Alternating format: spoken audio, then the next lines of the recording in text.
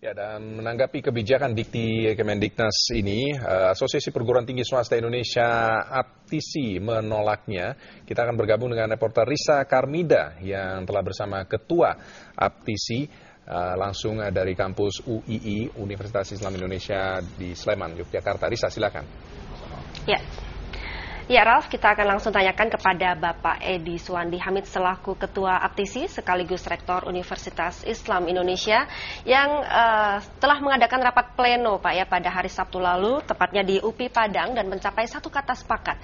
Nah, ini tentunya juga menjadi kegundahan bersama Pak, baik mahasiswa, orang tua, kampus juga. Tapi dari APTISI sendiri argumen utama apa Pak untuk menolak ini? Jadi begini itu. Dari sisi ide itu sebenarnya sangat baik, sangat inovatif, dan akan memberikan nilai tambah bagi calon sarjana, baik itu S1, S2, dan S3. Tetapi kita kan juga harus realistis bahwasanya untuk membuat jurnal ilmiah itu merupakan sesuatu yang tidak mudah. Mengapa kami menolak? Sebetulnya itu lebih pada sikap ya, untuk mengingatkan kepada pemerintah pengambil keputusan untuk mendialogkan hal-hal yang substantif yang bisa berakibat panjang bagi dunia pendidikan tinggi ini. Nah, mengapa kita menolak? Itu kita lihat.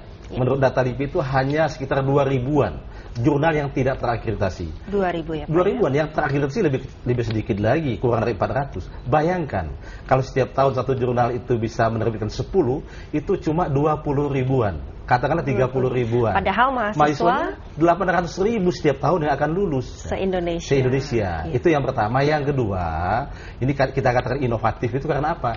Saya kira di seluruh dunia ini silakan dicek, nggak ada lah undergraduate itu wajib mempublikasikan di jurnal ilmiah. Pemerintah mana yang mewajibkan itu? Jadi jangan mengada-ada lah. Tapi dari sisi niatnya itu kita anggap sebagai sesuatu yang baik.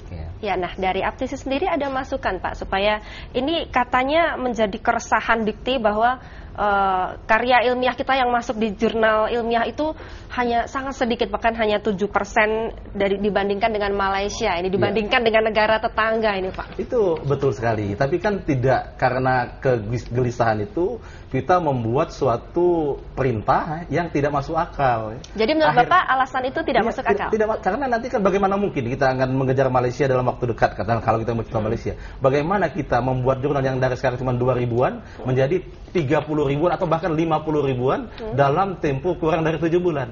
Jangan-jangan nanti kita masuk Guinness Book Record ya, karena luar biasa upaya untuk menstimulus penerbitan jurnal dalam sekian bulan puluhan ribu jurnal lahir. Pasti itu jurnal abal-abal nanti kan. Ada masukan apa Pak dari APTISI untuk meningkatkan kualitas karya ilmiah anak bangsa kita? Saya kira karena itu ide yang bagus. Menurut kita kalau itu ingin ya wajibkanlah kepada sarjana kita yang S1 itu, kalau S2, S3 mungkin tidak masalah lah ya. Yang perlu kita siapkan infrastrukturnya. Nah, misalnya begini, itu kita wajibkan sajalah untuk mereka yang sudah akreditasinya A. Atau itu merupakan syarat untuk akreditasi. Jadi penilaian, mungkin kalau dia tidak memasukkannya di jurnal online, maka akreditasinya tidak A, mungkin maksimum B itu. Sehingga itu kan tidak menghambat kelulusan. Bayangkan kalau infrastrukturnya belum siap, ada ratusan ribu yang antri, apa yang akan terjadi? Kan kita di dunia pendidikan tinggi repot, Pak Menteri juga akan repot gitu kan. Itu kemungkinan terburuknya seperti itu Pak ya? Ya. Atau ada yang lebih buruk? Ya itu kan kita kan katanya ingin meningkatkan produktivitas, meningkatkan angka partisipasi kasar. Kebijakan ini nggak sejalan dengan itu.